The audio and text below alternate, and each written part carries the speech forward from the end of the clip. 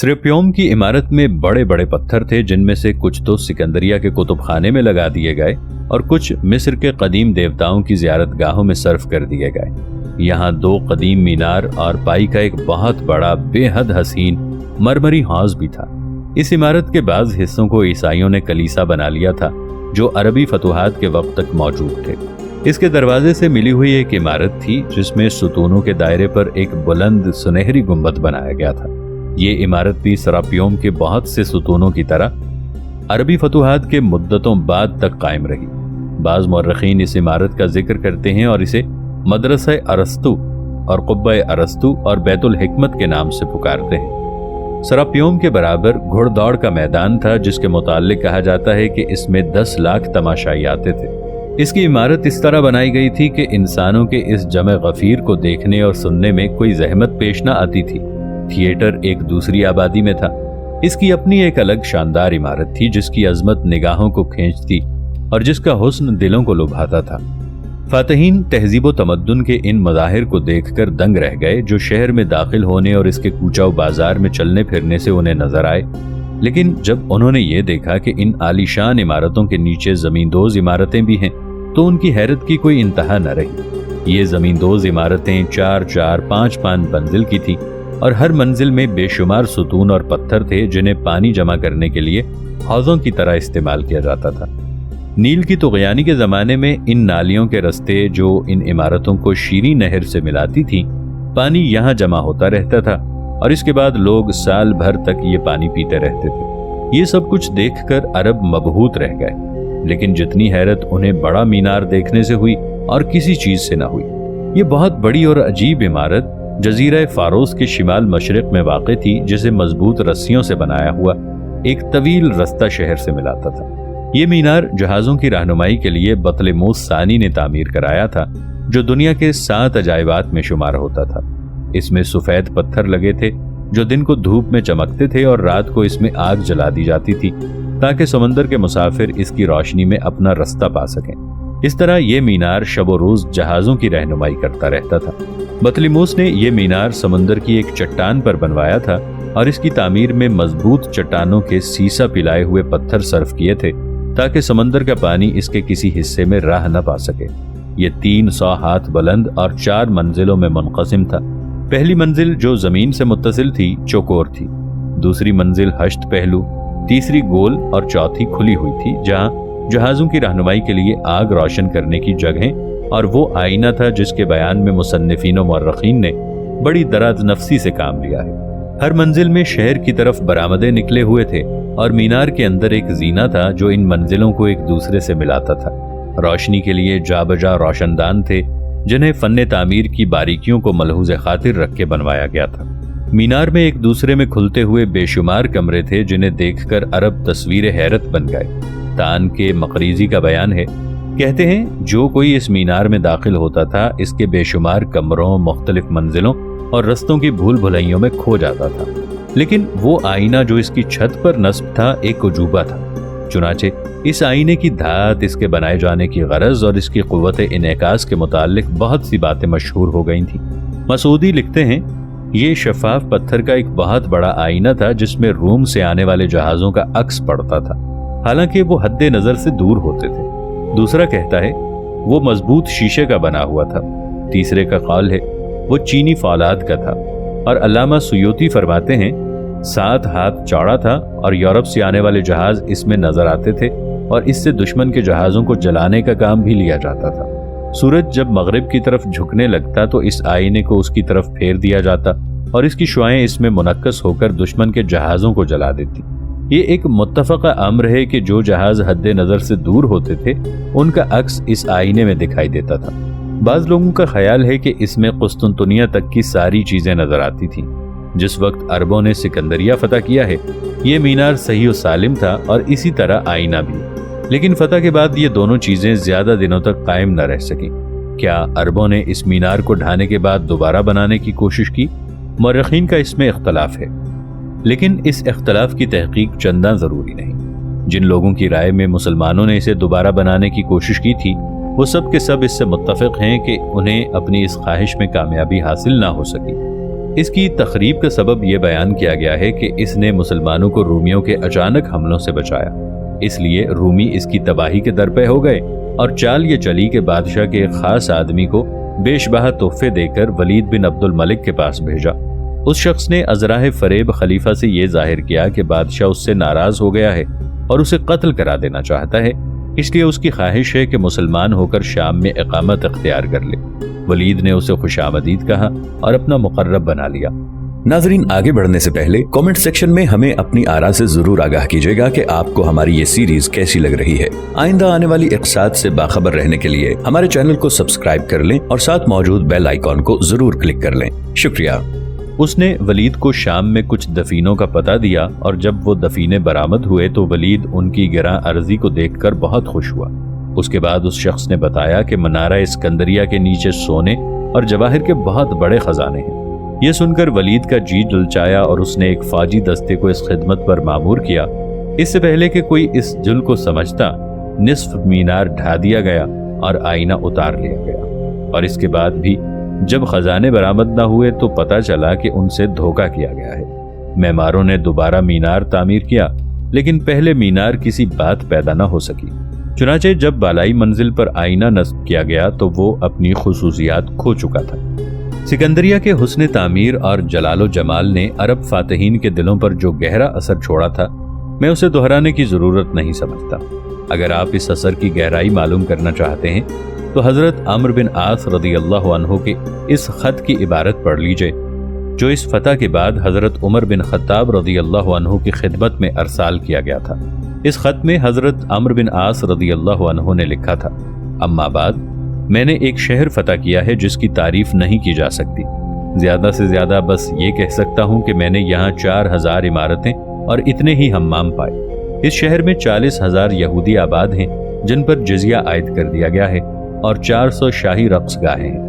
ایک ایسے شخص کے قلم سے جسے جزیات نگاری میں کمال حاصل ہو، یہ ایجاز و اختصار اس امر کی قطعی دلیل ہے کہ ابن عاص رضی اللہ عنہ اپنے آپ کو سکندریہ کی تصویر کشی سے معذور پاتے تھے۔ یہی نہیں بلکہ جب وہ معاویہ بن خدیج کو فتح کی خوشخبری کے ساتھ مدینہ روانہ کرنے لگے تو معاویہ نے ان سے پوچھا: آپ کوئی خط ساتھ نہیں کریں گے؟ ابن عاص رضی اللہ عنہ نے کہا: میں خط لکھ کے کیا کروں گا؟ کیا تم عرب نہیں ہو کہ پیغام نہ پہنچا سکو اور جو کچھ تم نے دیکھا ہے بیان نہ کر سکو؟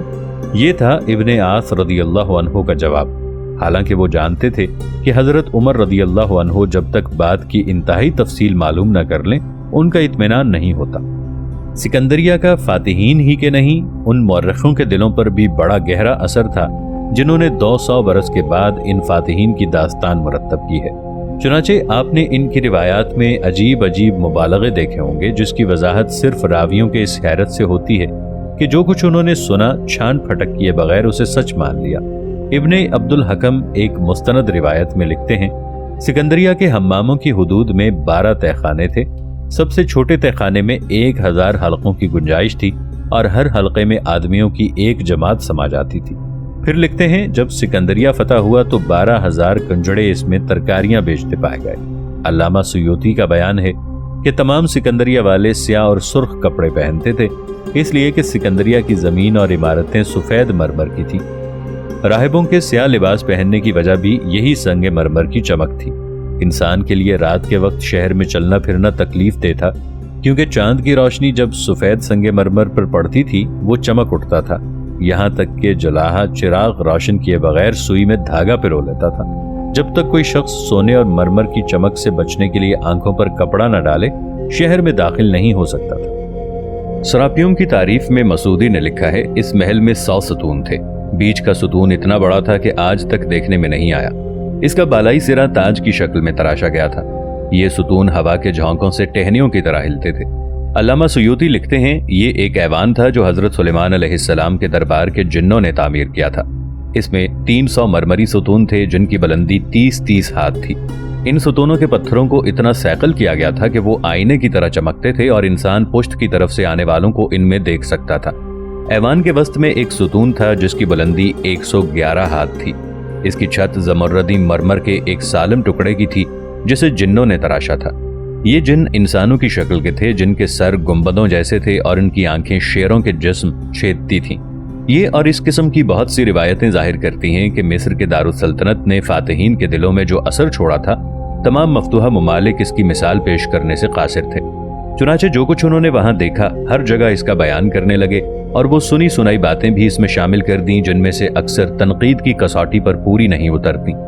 سکندریہ میں داخل ہوتے ہی پہلا اثر یہ تھا کہ جو فاتحین کے دلوں پر پڑا، اس کے بعد کچھ زیادہ وقت نہ گزرنے پایا تھا کہ انہوں نے وہاں کے باشندوں کی انوکھی زندگی دیکھی اور ان کی حیرت میں اضافہ ہو گیا۔ وہ مختلف نسلیں جو وہاں آباد تھیں، وہ مختلف ادیان اور مذاہب جو ایک دوسرے کے جوار میں رہتے بستے تھے، اور بھانت بھانت کی بولیاں جو وہاں بولی جاتی تھیں، یہ ساری چیزیں ایک ایسی زندگی سے بھرپور تھیں جس کا مقابلہ برج بابل کے طلسم آگیں تصورات بھی نہ کر سکتے تھے۔ پھر نسلوں کا یہ اختلاف، ادیان و مذاہب کا یہ تباین اور بولیوں کی یہ تعداد بھی اس عظیم الشان دارالسلطنت میں رہنے والوں کی زندگی کے سکون و اطمینان میں تھوڑی یا بہت برہمی پیدا نہ کرتا تھا۔ شہر کے سربراوردہ لوگ مختلف قسم کی نعمتوں اور آسائشوں میں غرق تھے، جس نے باہمی اختلافات کے دروازے ان پر بند کر دیے تھے، اور وہ اس متاع راحت کے سوا ہر چیز کو فراموش کیے بیٹھے تھے جس کی تنوع آفرینیوں اور رنگا رنگیوں نے عرب کو اس درجہ حیران کر دیا تھا کہ جو کچھ وہ دیکھتے اور سنتے تھے اس پر جیسے انہیں یقین ہی نہ آتا تھا۔ محاصرہ ختم ہونے کے بعد شہر میں آہستہ آہستہ سکون و اطمینان کی کیفیت پیدا ہونے لگی، یہاں تک کہ وہ اپنی پہلی حالت پر آ گیا۔ وہی رنگ رلیاں اور وہی ذہنی و جسمانی عیاشیاں، کہیں علم کی محفلیں آراستہ ہیں، فلسفہ، ریاضی اور طب پر بحثیں ہو رہی ہیں، عقلی راحت اور جسمانی آسودگی سے تعلق رکھنے والے فنون پر تبادلہ خیال کیا جا رہا ہے، اور شرکائے مجلس اپنی گفتگو میں اتنے شوق و شغف کا اظہار کر رہے ہیں کہ دیکھنے والے کو محسوس ہو رہا ہے جیسے زندگی نام ہی عقل اور علمی و فنی اختراعات کا ہے۔ کہیں تماشا گاہیں ہیں جن میں بہترین ناچنے گانے والیاں اپنے کمال فن کا مظاہرہ کر رہی ہیں، ہر طرف ڈرامے، موسیقی اور رنگا رنگ فنون لطیفہ کے جلوے بکھرے پڑے ہیں جو عربوں کی آنکھوں نے دیکھے نہ کانوں نے سنے، بلکہ جن کا تصور بھی کبھی ان کے ذہن میں نہیں آیا۔ کہیں صنعتی کارخانے ہیں جس میں ایک عجیب قسم کا شور برپا ہے، کاریگر کے بازو جو چیزیں یہاں بناتے ہیں ان کی مضبوطی کی مثال سکندریہ کے سوا دنیا میں کہیں نہیں ملتی۔ یہ شہر کے مختلف بازاروں میں تجارتی دکانیں ہیں جنہیں جنگ کی آفتوں نے متاثر نہیں کیا۔ یہاں لوگ بڑی خوشی اور اطمینان کے ساتھ ان زراعتی اور صنعتی چیزوں کی خرید و فروخت میں مصروف ہیں جو مصر کے مختلف علاقوں اور نوبہ، مشرق اقصی، شام اور یورپ کے مختلف ملکوں سے وادی نیل کے اس پائے تخت میں آتی ہیں، اور یہ سکندریہ کے رچے پچے لوگ ہیں جو حسین اور رنگ برنگے لباسوں میں ملبوس تفریح قدوں، تجارتی بازاروں، علم کی محفلوں اور تماشگاہوں میں جاتے ہیں۔ یہ لوگ جب اپنی حویلیوں اور حرم سراؤں میں واپس ہوتے ہیں تو وہاں کا سامان عیش و راحت ان میں زندگی کی محبت اور اس کی آسائشوں سے لطف اندوز ہونے کا شوق اور تیز کر دیتا ہے۔ یہ سب کچھ کیا ہے؟ کیا یہ حقیقت سے زیادہ خواب معلوم نہیں ہوتا؟ لیکن نہیں، وہ ایک ٹھوس حقیقت ہے جو فاتحین کو محسوس ہو رہی ہے۔ امرائے لشکر بھی فوج سے کچھ کم حیرت زدہ نہ تھے۔ اس حیرت و پسندیدگی کی جھلک آپ اس خط میں دیکھ چکے ہیں جو ابن عاص رضی اللہ عنہ نے حضرت عمر بن خطاب رضی اللہ عنہ کی خدمت میں ارسال کیا تھا، اور سکندریہ کے حسن و جمال کی توصیف کے سلسلے میں اختصار سے کام لیتے ہوئے صرف 4000 عمارتوں، 4000 حماموں، 40,000 یہودیوں اور 400 شاہی تفریحگاہوں کے بیان پر اکتفا کیا تھا۔ انہوں نے معاویہ بن خدیج کو مدینہ بھیجا، لیکن کوئی خط ان کے ساتھ نہ کیا، اور جب انہوں نے خط کے متعلق پوچھا تو کہہ دیا، کیا تم عرب نہیں ہو کہ پیغام نہ پہنچا سکو اور جو تم نے دیکھا ہے بیان کر سکو؟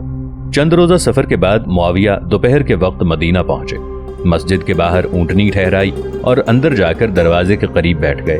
حضرت عمر بن خطاب رضی اللہ عنہ کے گھر سے ایک لانڈی نکلی اور معاویہ کے جسم پر سفر کا لباس اور چہرے پر تکان کے آثار دیکھ کر سمجھ گئی کہ وہ حضرت عمرو بن عاص رضی اللہ عنہ کے ایلچی ہیں۔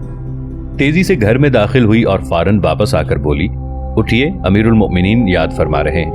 معاویہ اس کے پیچھے پیچھے کاشانہ خلافت میں داخل ہوئے۔ حضرت عمر رضی اللہ عنہ نے دیکھتے ہی سوال کیا، کیا خبر لائے ہو؟ معاویہ نے جواب میں کہا، مبارک ہو امیر المؤمنین، اللہ نے سکندریہ فتح کرا دیا۔ حضرت عمر رضی اللہ عنہ انہیں لے کر فوراً مسجد میں تشریف لائے اور مؤذن کو اذان کا حکم دیا۔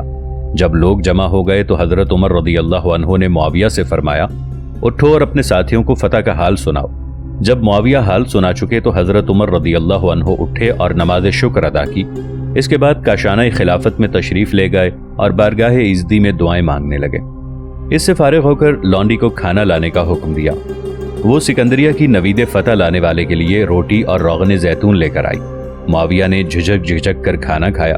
اس کے بعد وہ ایک تھال میں کھجوریں لائی اور معاویہ نے کھجوریں بھی جھجکتے ہوئے کھائیں۔ جب وہ کھانے سے فارغ ہوئے تو حضرت عمر رضی اللہ عنہ نے ان سے سوال فرمایا، معاویہ، جب تم مسجد میں آئے تھے تم نے کیا سمجھا تھا؟ معاویہ نے جواب دیا، میں سمجھا تھا امیر المؤمنین قیلولہ فرما رہے ہوں گے۔